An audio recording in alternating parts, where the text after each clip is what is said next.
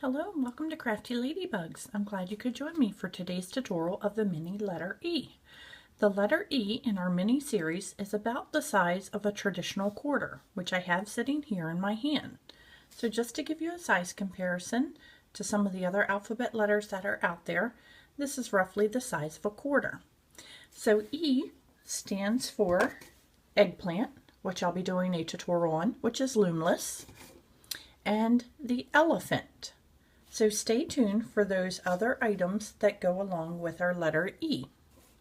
To begin today's tutorial, your loom will be set in a standard offset configuration, and I like to use the arrows pointing towards me. So your arrow wants to be facing towards your body. I begin with placing one band that I call a dangle band over the edge of the left peg, and you just want to dangle that over that peg, and that's going to be our tying off band at the end. To begin with our letter E, you want to take a single band. We will be using about 15 bands. You want to take a single band, twist it onto itself to form a double band, and then we're going to be placing it on the loom coming down the left side. You want to take another single band, twist it onto itself. Some people call these double twist bands, and what we want to do is come down the left side 6 times. One band, twist onto itself. We're going to come down the left edge 6 times. If I'm going too fast for anyone, please hit the pause button to catch up. 1, 2, 3, 4, 5, and 6. I want to take another single band, double twist, and you're going to go from your left peg to your center peg. One band, double twist. That one just broke on me. One band, double twist, from your center peg to your upper right peg. And then we're going to be capping off this band right here with one band wrapped around the peg 4 times. 1, 2, 3, 4. That's a 4-time cap band to secure the end of our letter E. We're going to be taking another band, double twist, and making the center section of the E. You want to come down 1, 2, 3, 4 pegs. 1, 2, 3, 4 pegs. And we're going to be placing that from the left 4th peg to the center peg. Taking another band, we're going to cap the center 4 times. 1, 2, sorry about that. 1, having problems with my cap bands today. 1, 1, 1, 2, 3, and 4 times. Sorry about that. That's a 4-time cap band.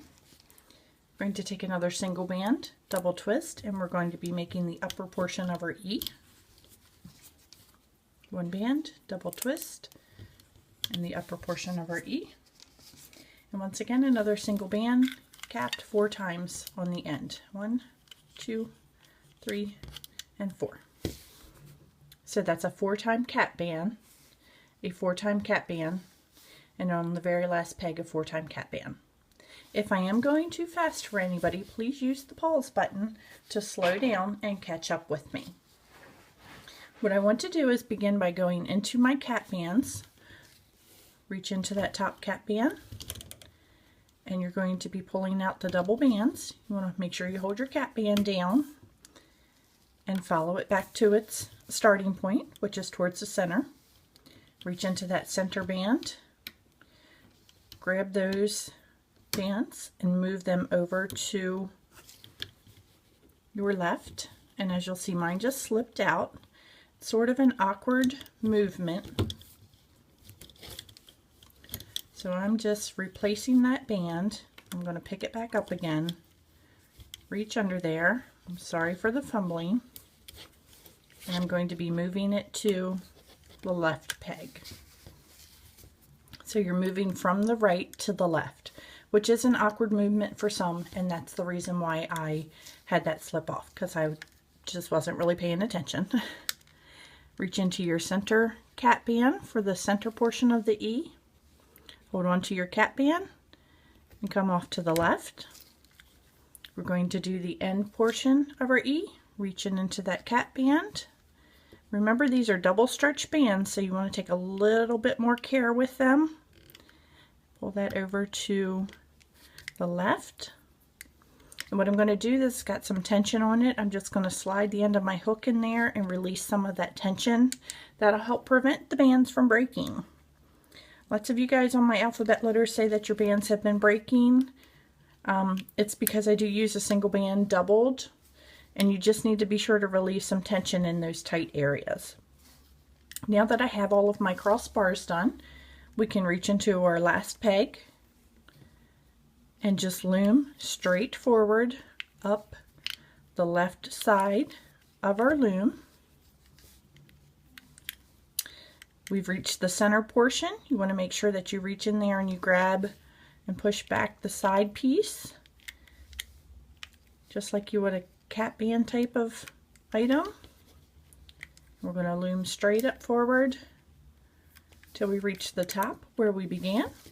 And you want to take your dangle band, place your hook down in, and just pull up part of that dangle band, slide the end over, and flip it into a slip knot. Now our letter E is ready to be pulled off the loom. When I pull everything off the loom, I always use my hook to do it.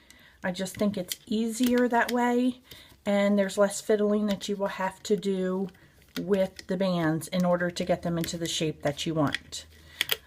Many people just kind of rip right off the loom, and their bands and letters turn out looking nothing like the letter E. So you have to fiddle with this a little bit just to get it the way that you want it to look. And when I fiddle with mine, I take the end of my hook, place it into my cat band, and you'll see that that cat band's kind of a little wonkers there. You want to grab all 4 of those pieces of that cat band and just pull, and you want to rotate it around just a little bit. Just roll it between your thumb and your hook just to get a nice even stretch over those bands. And this is going to make, well, that one didn't work so well, but hopefully it will work for you better than it is for me right now. You just trying to even out and make the bands look as even as possible. For the center band, we want to do the same thing. You want to get all 4 of those bands on the end of your hook. If you don't have a hook like mine, use a bamboo skewer, or some people have been using pencils. Pencils are a little big, but I have had a couple comments where people have been using pencils. And you just want to fiddle with it enough to get them to fall into the shape that you want them to fall into. If it means pulling and tugging on a couple, you're just going to have to pull and tug on a few. Make sure you don't lose your slip knot there. And the same thing for the last E. Just going to roll that a little neater. And in order for the E to have the prominent corner down here, you want to count and go in. 1 will be your center of your cat band. 2 is the next link. 3, you want to go into the 4th link from the bottom and slide your hook right into that 4th link. So it's your 4th link from the bottom. And now we're going to do something a little different. Take your hook and pierce right through, or your skewer or your toothpick. Hold on to the upper portion of your F with a set of fingers. Your thumb is holding the hook, and then you want to tug with your right hand. Just tug out on that letter E, on your last part of your E, and just give it a good tug. Remove your hook, and that gives your E the definition that you're looking for. And I still have a band here that's a little wonkers. Just by tugging and stretching on it, I can get it back into place. But here is our mini letter E. And with just a little bit more tugging and pulling, you can have it looking quite spiffy as my sample.